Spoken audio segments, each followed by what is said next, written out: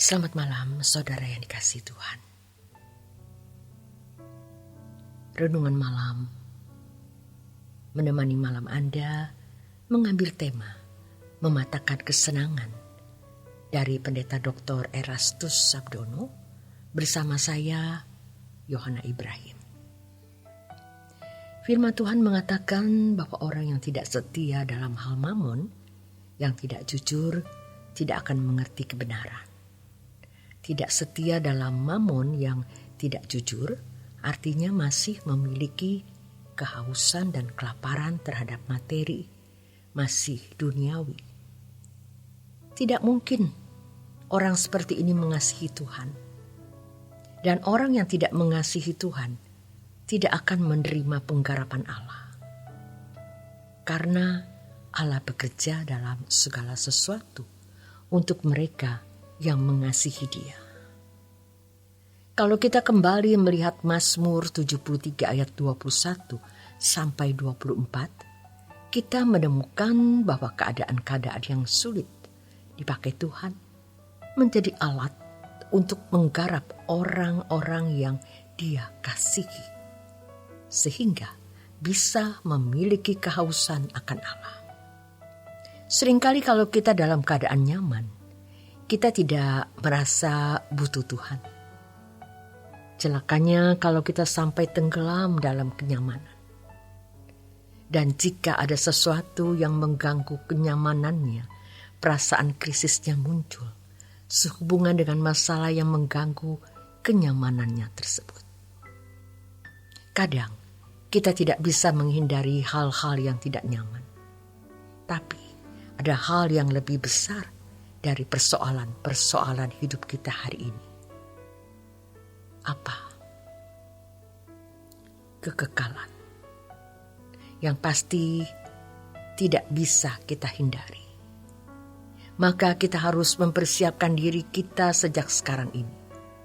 Jadi jangan ada hal yang kita anggap sebagai krisis, kecuali keterpisahan dari Allah. Kepada orang-orang yang mengasihi Allah, Allah sering menunjukkan kasih-Nya dengan membawa orang itu kepada keadaan yang tidak menyenangkan, bahkan menyakitkan. Sebagai contoh yang jelas, orang-orang Kristen abad mula-mula. Di dalamnya termasuk murid-murid Tuhan Yesus yang sangat dikasihi oleh Tuhan Yesus dan Allah Bapa. Mereka benar-benar hidup di dalam penderitaan. Tetapi itu mempersiapkan mereka kepada kekekalan. Pergumulan itu berakhir pada penyempurnaan. Allah menggarap seseorang supaya bisa mematahkan semua kesenangan dan egonya. Kalau Allah satu-satunya yang kita butuhkan, kita pasti takut akan Dia. Maka jangan sampai kita mengarahkan diri kepada sesuatu yang kita anggap kebutuhan mutlak yang harus dipenuhi. Yang mutlak itu hanya Allah.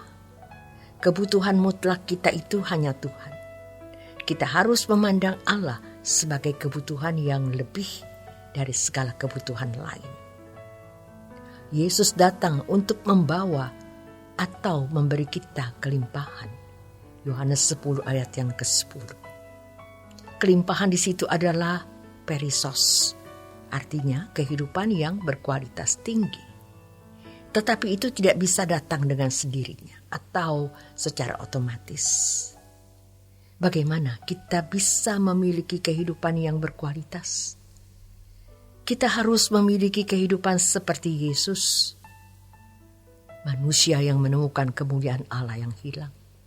Orang yang menemukan kemuliaan Allah yang hilang, dia menemukan Allah. Orang tidak menemukan kemuliaan Allah, dia tidak memiliki Allah. Sepanjang umur hidup kita adalah pergumulan untuk mencapai kesempurnaan seperti Bapa atau keserupaan dengan Tuhan Yesus ini. Kita harus serius menanggulangi keadaan kita. Kehidupan Yesus adalah kehidupan yang selalu melakukan kehendak Allah. Ini yang disebut sempurna seperti Bapa. Murid-murid Yesus harus menggunakan kehidupan yang Yesus jalani.